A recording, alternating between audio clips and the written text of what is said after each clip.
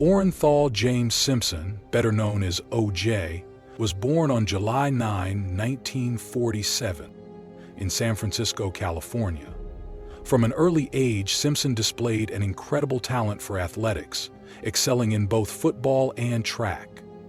Growing up in a working-class family, O.J. faced challenges that helped shape his determination and resilience. Despite his struggles with a health condition known as rickets, which required him to wear braces on his legs during childhood, Simpson's natural athletic ability began to shine as he entered his teenage years.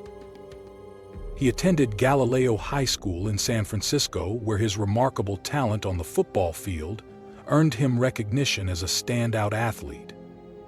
After high school, Simpson enrolled at City College of San Francisco, where his performance as a running back caught the attention of major college scouts. He transferred to the University of Southern California, USC, one of the premier programs in college football. At USC, Simpson's electrifying performances made him a household name.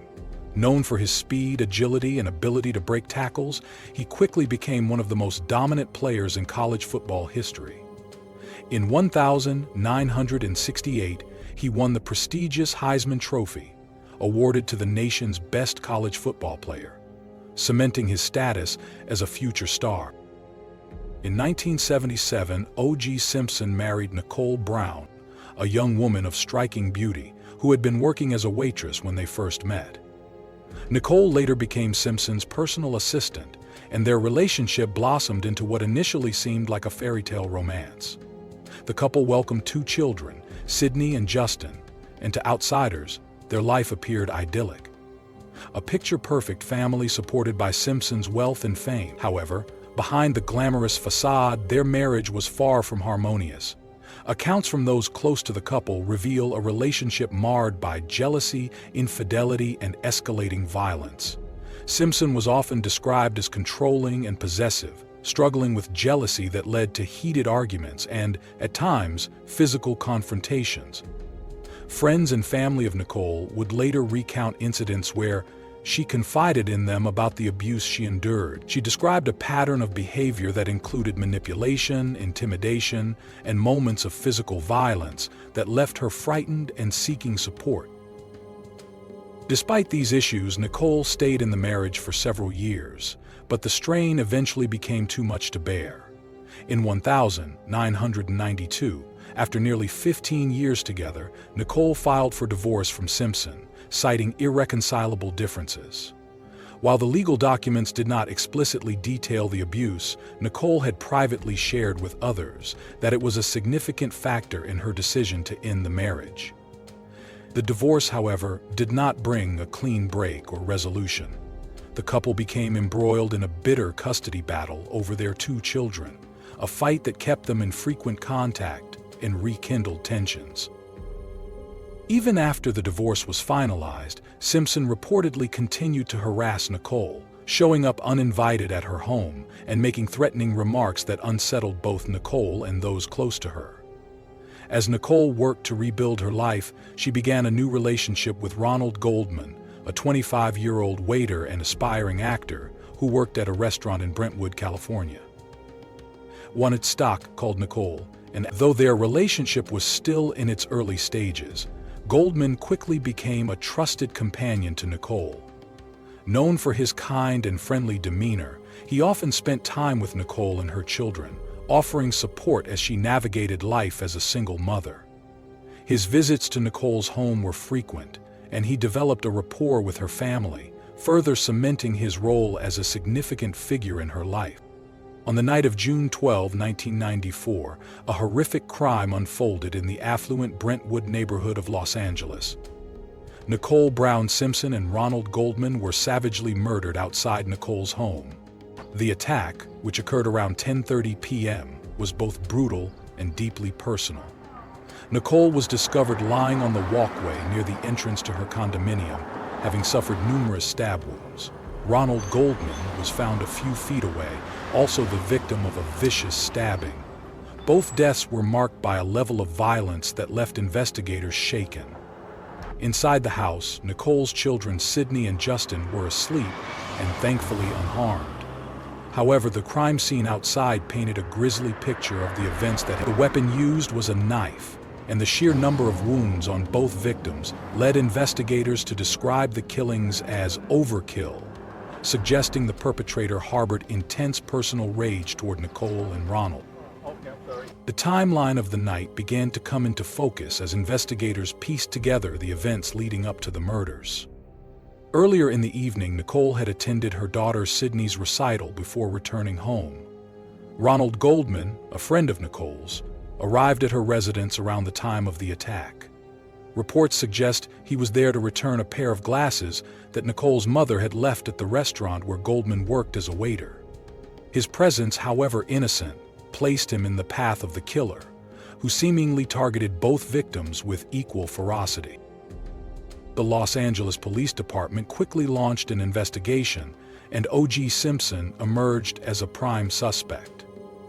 The relationship between Nicole and Simpson had been tumultuous, marked by years of documented abuse and harassment, which led authorities to focus on him early in the investigation. The evidence collected at the crime scene began to point unmistakably in Simpson's direction. A set of bloody footprints, later determined to match Simpson's size 12 Bruno Magli shoes, were found near the bodies. Additionally, a blood-stained leather glove was discovered outside Simpson's estate, located just a few miles from the crime scene. This glove was eventually determined to match one found at the murder scene, further implicating Simpson in the crime. As investigators delved deeper into the events surrounding the murders, it became increasingly clear that O.J. Simpson had been closely linked to Nicole Brown Simpson in the hours leading up to the crime. Witnesses reported seeing Simpson and Nicole together shortly before the murders, and physical evidence began to mount against him. A key piece of evidence was a bloody leather glove discovered outside Simpson's Brentwood estate. This glove was a match to one found at the crime scene, stained with the blood of Nicole Brown Simpson and Ronald Goldman. Despite the growing body of evidence, Simpson adamantly denied any involvement in the murders and maintained his innocence. However, his behavior during the initial stages of the investigation raised suspicions. He began consulting with a legal team almost immediately, indicating he was preparing for a potential battle in court. On June 17, 1994, Simpson was scheduled to turn himself in to the authorities for questioning. In a shocking twist, Simpson failed to appear at the designated time. His disappearance sent shockwaves through the public, and speculation erupted about his intentions. Rumors began circulating that Simpson was attempting to flee the country to evade arrest. This uncertainty set the stage for one of the most extraordinary and unforgettable moments in American television history. Later that evening, around 6 p.m., Simpson was spotted riding in a white Ford Bronco on the freeways of Los Angeles. The vehicle was being driven by his longtime friend and former teammate, Al Cowlings. Occupied by a male black, northbound 5, north of Red Hill. As police cars followed at a safe distance, it became clear that this was no ordinary car chase. Simpson, seated in the back seat, was holding a gun to his head, prompting fears that he might harm himself.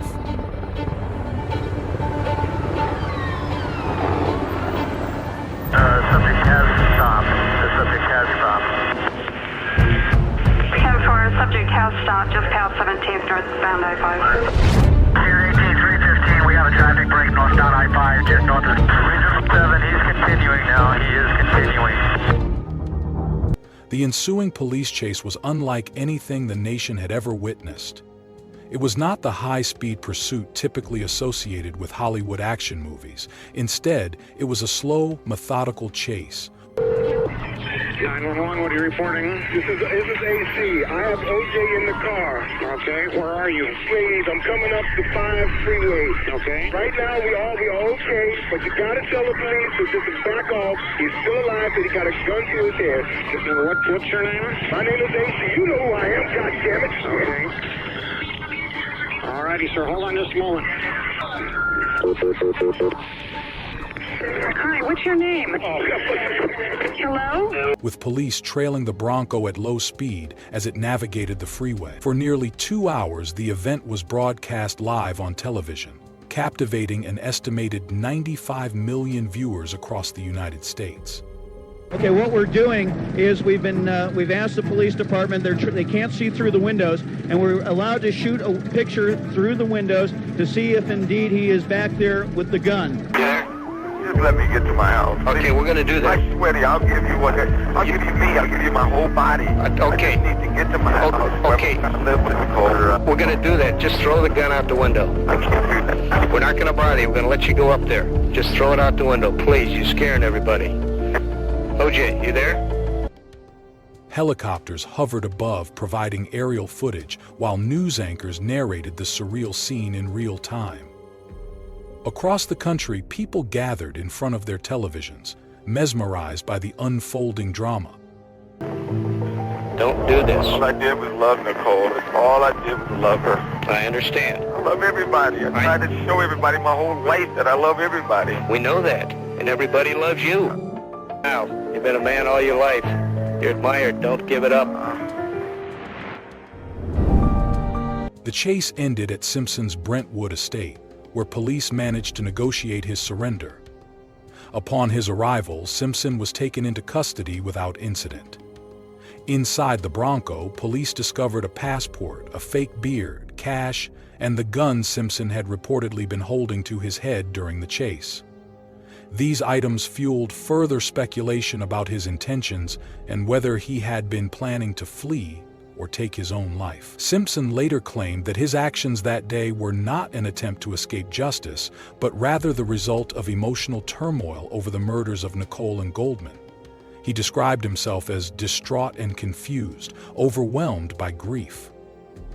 Nonetheless, the televised chase and its dramatic conclusion cemented Simpson's role as the central figure in what would become one of the most sensationalized legal battles in history. The spectacle of the Bronco chase, with its blend of tragedy, suspense, and public fascination, marked the beginning of a trial that would grip the nation and divide public opinion for years to come.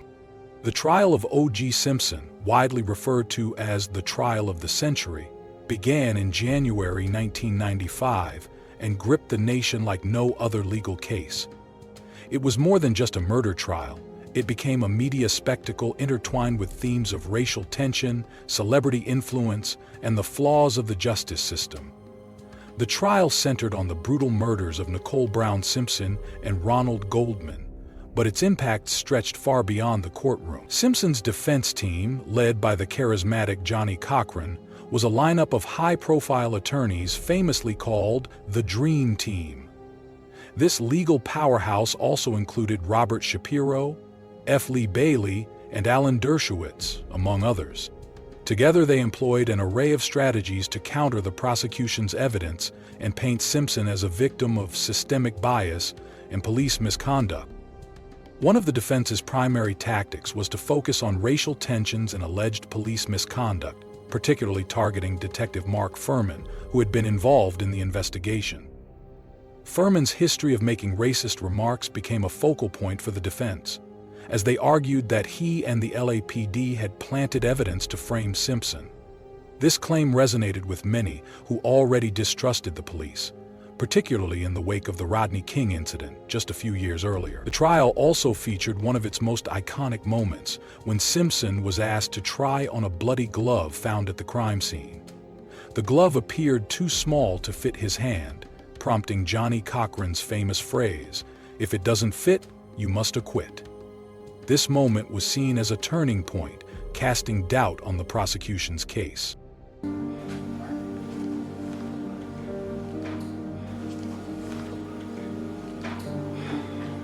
And I think so the jury can see, I'll ask Mr. Simpson to stand. That's People 77.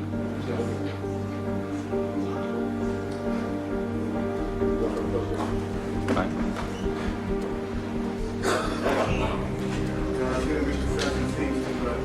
Have a problem placing the glove on his hand. Sustained.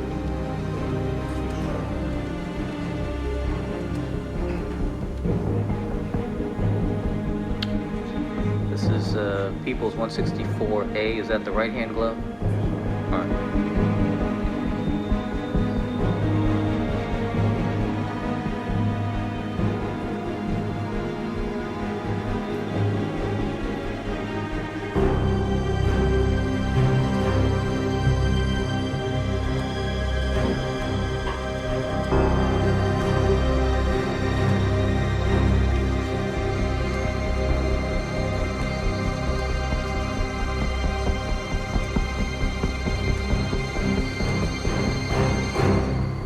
themselves didn't fit. Remember these words. If it doesn't fit, you must acquit. While the prosecution presented strong DNA evidence linking Simpson to the crime scene, the defense challenged the integrity of this evidence. They argued that the samples had been mishandled or contaminated by the LAPD, further undermining trust in the investigation. Additionally, the prosecution, led by Marcia Clark and Christopher Darden, faced criticism for their handling of the case, including the controversial decision to have Simpson try on the glove, which backfired dramatically. On October 3, 1995, after an 8-month trial, the jury deliberated for only a few hours before delivering a verdict. All right, Mr. Simpson, would you please stand and face the jury? Mrs. Robertson. Superior Court of California, County of Los Angeles, in the matter of the people of the state of California versus Orenthal James Simpson, case number BA097211. We, the jury, in the above entitled action, find the defendant Orenthal James Simpson not guilty of the crime of murder in violation of Penal Code Section 187A, a felony upon Nicole Brown Simpson, a human being, as charged in count 1 of the information. O.J. Simpson was acquitted of both murder charges. The nation's reaction was immediate and deeply polarized. Many African Americans celebrated the verdict, viewing it as a victory over systemic racism in the justice system. Meanwhile, others, particularly white Americans, believed the evidence overwhelmingly pointed to Simpson's guilt and that he had escaped justice. The verdict revealed and deepened racial divisions in America, leaving a lasting impact on the nation's consciousness. While O.J. Simpson was acquitted of criminal charges in the murders of Nicole Brown Simpson and Ronald Goldman, the families of the victims pursued justice through a civil trial. In 1997, Simpson faced a wrongful death lawsuit filed by the Goldman and Brown families. This civil case, which did not require the same burden of proof as the criminal trial, concluded with the jury finding Simpson liable for the deaths of Nicole and Ronald.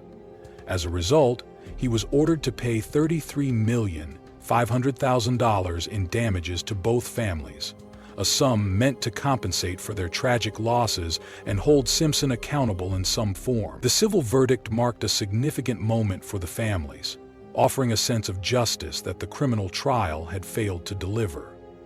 However, collecting the damages proved to be a complex and ongoing challenge. By this time, Simpson's financial situation had significantly deteriorated. Once a highly paid NFL star and celebrity, his income had already taken a substantial hit due to the fallout from his criminal trial and the public backlash that followed. Simpson's sources of revenue from his football career, lucrative endorsements and other ventures had dried up, leaving him with limited financial resources. Additionally, the extensive legal fees incurred during both trials, coupled with mounting debts, further strained his finances. While he owned some assets, including his NFL pension, much of his wealth had been depleted, making it difficult for the families to collect the full amount awarded by the civil court. Despite the verdict and financial penalties, Simpson's life remained a focal point for the media and the public. For many, the civil trial served as a reminder of the ongoing pain and loss endured by the Goldman and Brown families, as well as the deep divisions surrounding Simpson's role in the tragic events of June 12, 1994. The judgment symbolized accountability, yet the challenges in enforcing the award underscored the complexities of justice in high-profile cases. The O.J. Simpson case remains one of the most discussed and debated legal cases in American history. It transcended the courtroom, becoming a cultural phenomenon. The trial was covered extensively by the media and was the subject of countless books, documentaries, and movies. The case highlighted issues such as race, police misconduct, domestic violence, and celebrity influence within the legal system. The media's portrayal of Simpson, the trial, and the ultimate acquittal left a lasting imprint on American culture. Even years later, the case continues to spark discussions about justice, race relations, and the complexities of the criminal justice system. Simpson's life since the trial has been marked by controversy, with his criminal record, his financial troubles, and his involvement in various legal disputes. Regardless of how one views the case, the O.J. Simpson saga remains one of the most significant events in modern American history. O.J. Simpson's story is one of fame and controversy. What's your take? Was justice served? Share your thoughts and don't forget to like, share, and subscribe.